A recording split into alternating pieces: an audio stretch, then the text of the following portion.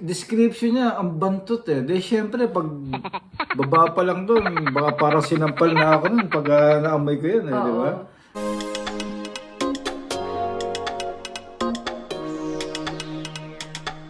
Hi Hi, guys! guys! Welcome back again to our channel. Kumusta po kayong lahat? Before anything else, sana po ay nasa mabuti kayong lahat. Anyway, another concerned video na naman po again and again. Sabi niya po ito question daw sa mga lalaki. Babe, kailangan ka dito. Para sa mga lalaki. Yes, sa mga lalaki. Na mahilig kumain ng pechay. Mm. Paano kung mabantot ang pechay? At okay lang ba sa inyo yon? Minsan, kahit bagong hugas, may odor pa din. Paktay. Paktay. Sabi niya.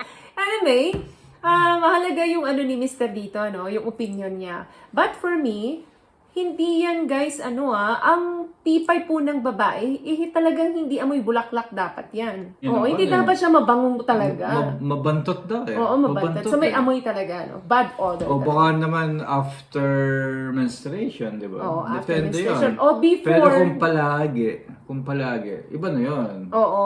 Diba? Nag-iba talaga kasi yung amoy ng fluids, nung pechay ng Oo. babae. Depende yan sa diet naming mga babae. Depende yan sa kinakain namin. Depende yan sa lifestyle namin. Yung stress, malaki pong bagay yan. Kung bakit minsan tumataas yung acid namin, malaki pong connection yan doon. And hygiene. Hygiene. Of course. Tapos, number 2, yung hygiene po. Kung yung babae, of course, hindi naman siya ganun masyado nag-aalaga ng kanyang pechay. Down there. Of course, meron talagang amoy. But of course, tulad ng sinabi ko kanina, hindi po mabango talaga ang pechay ng babae, pero hindi rin mabaho.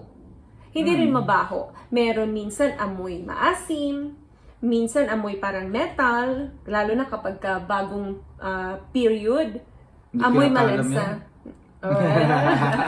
Hindi niya alam. Kasi Hindi ko laging alam. mabango nga naman, di ba? But anyway, yung question niya dito is, ano ang gagawin mo? Ako. Oo.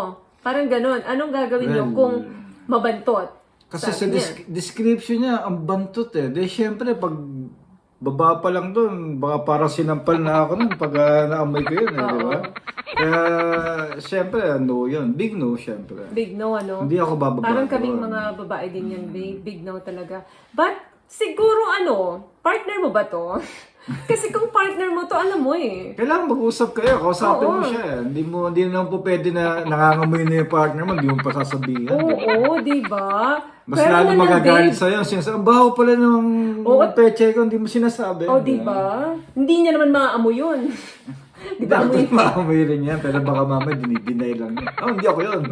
Hindi, kasi may mga babae talagang hindi na concern masyado dun sa amoy. Ayun Tapos nga. biglaan naman kakain tong si Mister. Ah. So, kung asawa mo to, walang problema eh. Kasi by the time na bago naging masangsang yan, naobserbahan mo na, no?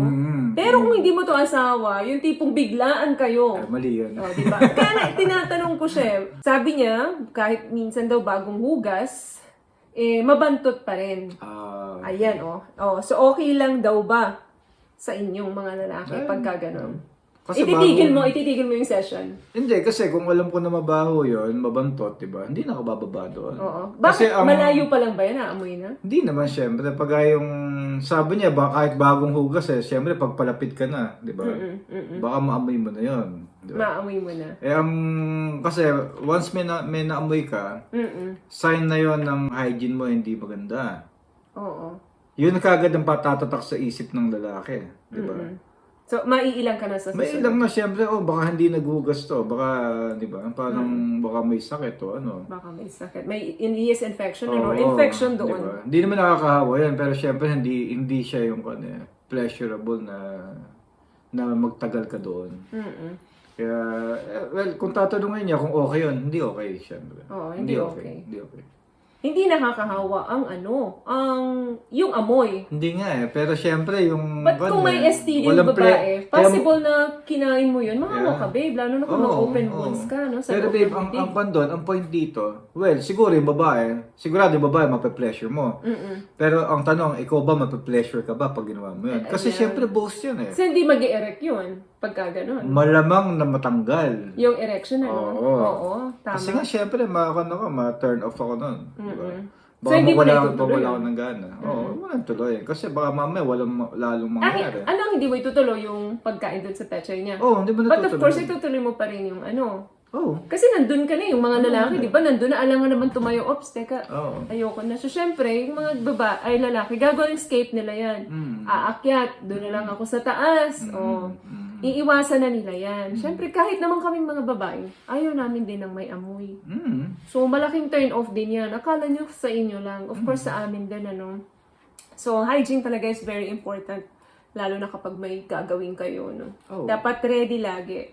Sabi nga ni Mr. Ano yung sabi mo kanina? Hindi ko na-experience ata yan. Oo, hindi ko na-experience Napakayabang yan. mo. Hindi ko yan. Kaya nga hindi ko alam yan. Wow, talaga.